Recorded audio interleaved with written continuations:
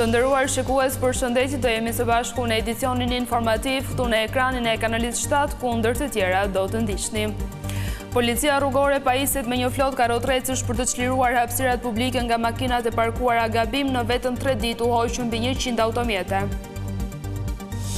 Banorët e rrjollit në Velipoj përplasen sërish me forcat e policisë. Ata nuk lejojnë punimet për resorti turistik, shoqërohen në komisariat 15 persona. Gjendet pas 29 ditësh njeriu i zhdukur në ujë një fshat të Klosit, po lumbarët e zbuluan trupin e pajet shumë kilometra më larg. Berisha përshëndet vendimin e gjykatës kushtetuese për Belinda Ballukun, por lideri demokrat deklaron se mazhoranca nuk do ja heqë imunitetin në parlament.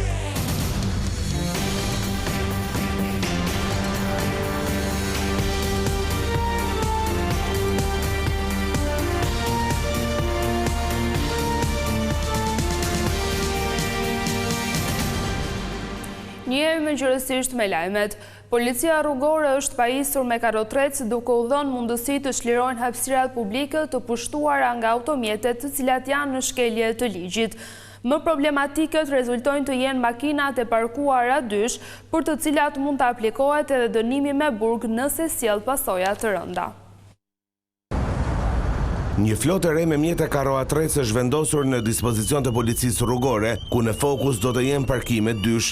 Tashme të gjithë drejtuesit e mjeteve që parkojnë gabim, duke rënduar qarkullimin e lirë të rrugës, do të përballen me gjobë, por dhe të largimit të mjetet me karroatret. Policia rrugore do t'i ketë këto në dispozicion për të bërë të mundur spastrimin e të gjithë atyre mjeteve që qëndrojnë, parkojnë dysh apo në vendet të gabuara. Dhe për këtë qëllim, krahas çdo drejtues do të jetë i ndërgjegjshëm që për krahas masë administrative që do të marrë për shkeljen e kryer, do të ketë dhe një job tjetër për shërbimet që bën me karotrecë. Vetëm për 3 ditë rreth 100 makina janë tërhequr me karotrecë. Aksioni do të shtrihet jo vetëm në Tiranë, por në të gjithë vendin.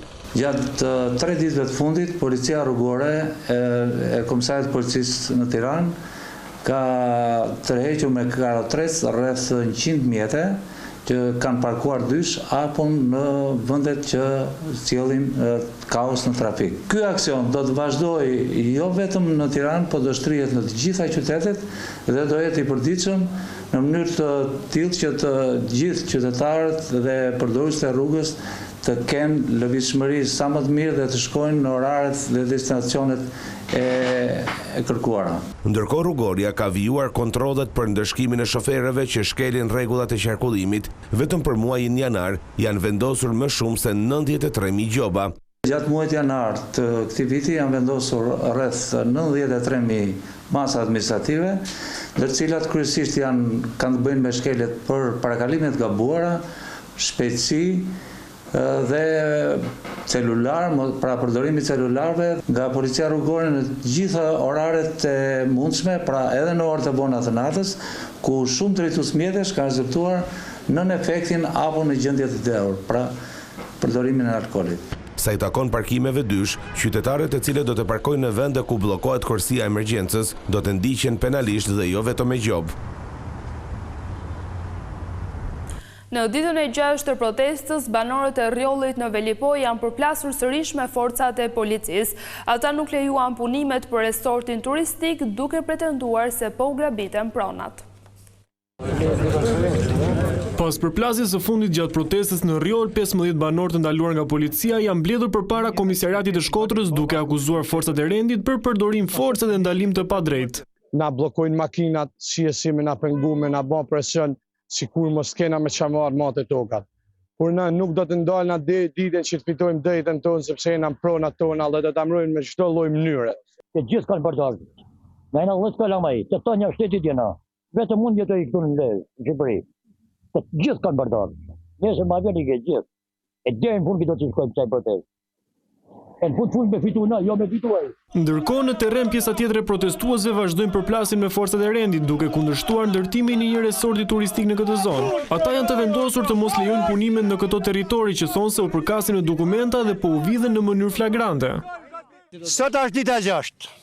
Dje kena bën një protest shumë pak njerëz, por kena bën një protest si është e papame.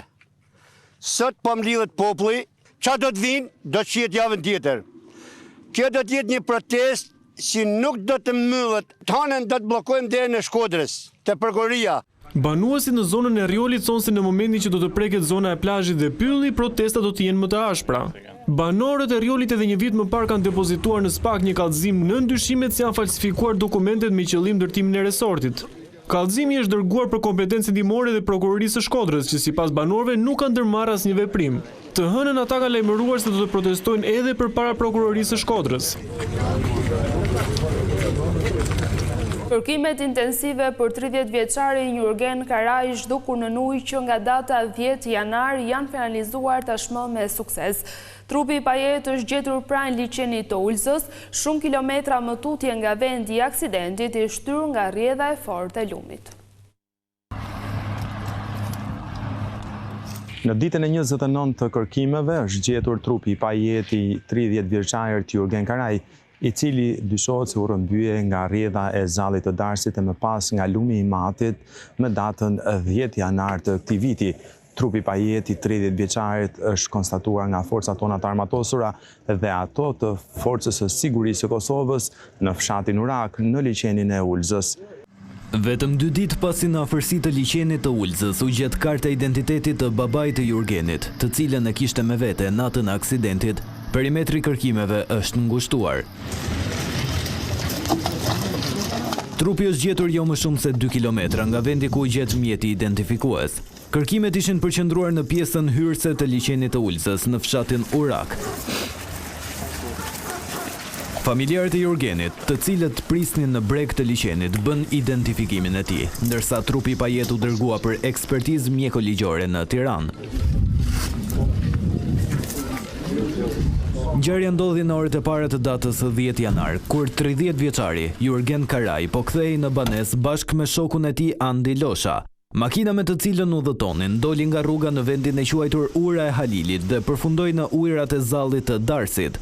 24 vjeçari Andi Losha arriti të dilte i gjallë, ndërsa 30 vjeçari Jurgen Karaj u rrëmbye nga rrjedha e ujit.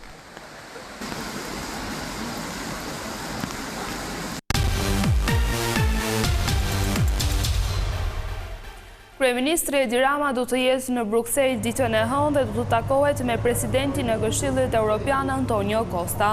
Në faqen e Këshillit është publikuar agjenda e presidentit Costa dhe takimi me kryeministrin Edi Rama.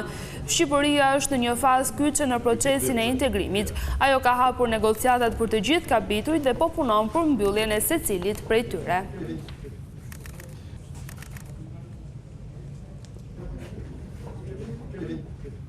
Vendimi i gjykatës kushtetuese për Belinda Ballukun është shpritur me entuziazëm në kampin opozitar. Lideri demokrat Berisha tha se vendimi 4-4 hodhi kërkesën e Edi Ramës në koshin e plehrave, por sipas tij socialistët do të vazhdojnë ta mbrojnë Ballukun duke mos ia hequr imunitetin në parlament. Kryetari i Partisë Demokratike Sali Berisha përshëndeti 4 gjyqtarët që mbrëmjen e së premtes votuan kundër ankimimit të kryeministrit Edi Rama. Berisha shfrytëzoi një komunikim në rrjetet sociale për të komentuar vendimin e gjykatës kushtetuese dhe pezullimin e zvendës kryeministres Belinda Balluku. Ndarje 4-4, të paktën vendimi kërkesë e Edi Ramës nuk u miratue dhe përfundoi në kosh të plehrave. Në fakt, bashkë me Edi Ramën. Berisha deklaroi se pavarësisht vendimit gjykatës kushtetuese, kryeministri Edi Rama dhe Partia Socialiste do të votojnë në parlament kundër heqjes së imunitetit të Belinda Ballukut.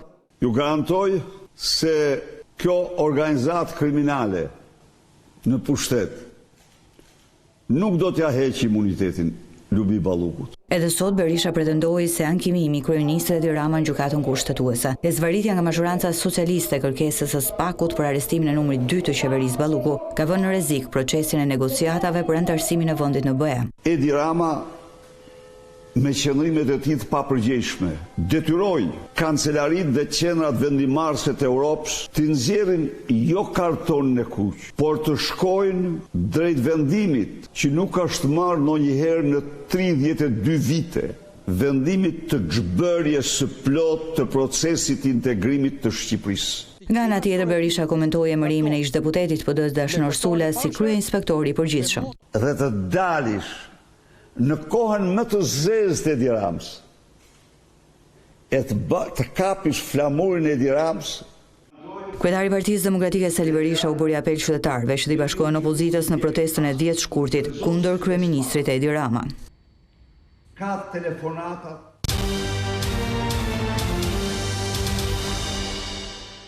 I riu që tentoi të kryente 2 grabitje në qytetin e Shkodrës është arrestuar nga policia. Në pranga përfundoi 24 vjeçari Miguel Mili. I riu tentoi të vidhte me dhunë filialin e postës në rrugën Vasil Shanto duke kërcënuar me thik punonjësit. Më pas e ka thyer xhamin e sportelit dhe është larguar me një biçikletë të vjedhur.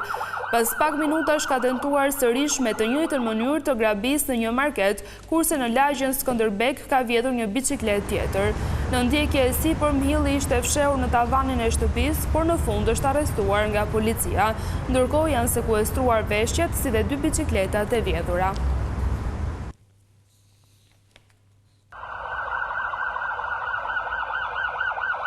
Fermerët në Maliq janë të shqetësuar për prodhime që u kanë mbetur në depo pashitur. Ata thonë se kërkesa për misër është ulur e kjo vjen sipas tyre edhe nga rënja e numrit të baktive në fshatra.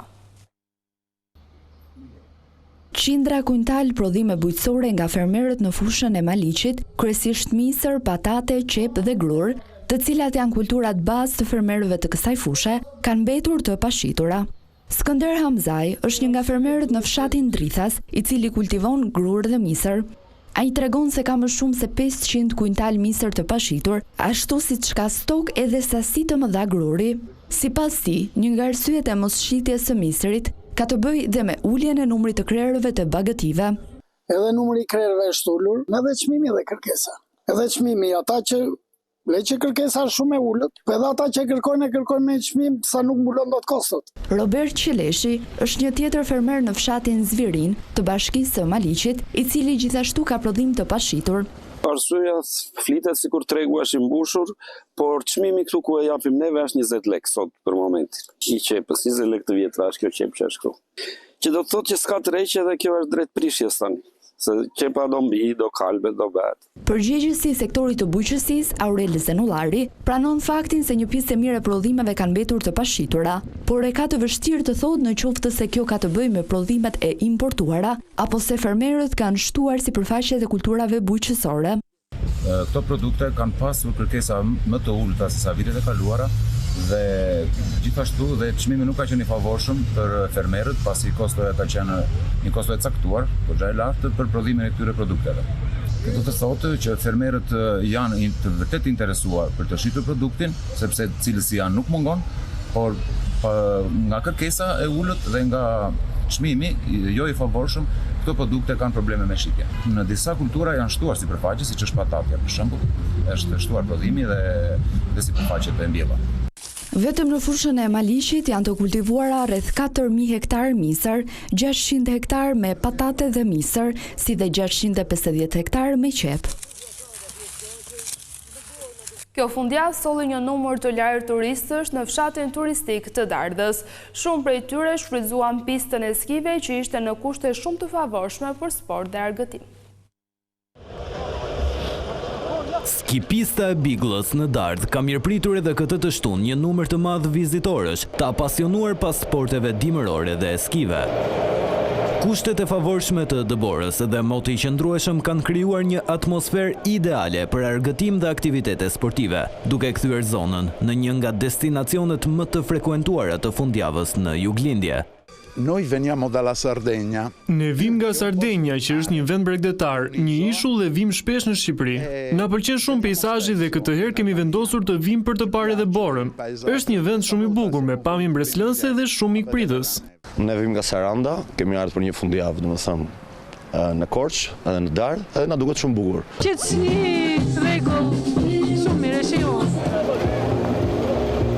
Vizitorë nga qytetet të ndryshme kanë shfrytëzuar pistën për ski, dëbor dhe relaks, ndërsa operatorët lokal shprehen se interesi mbetet i lartë, veçanërisht gjatë fundjavave.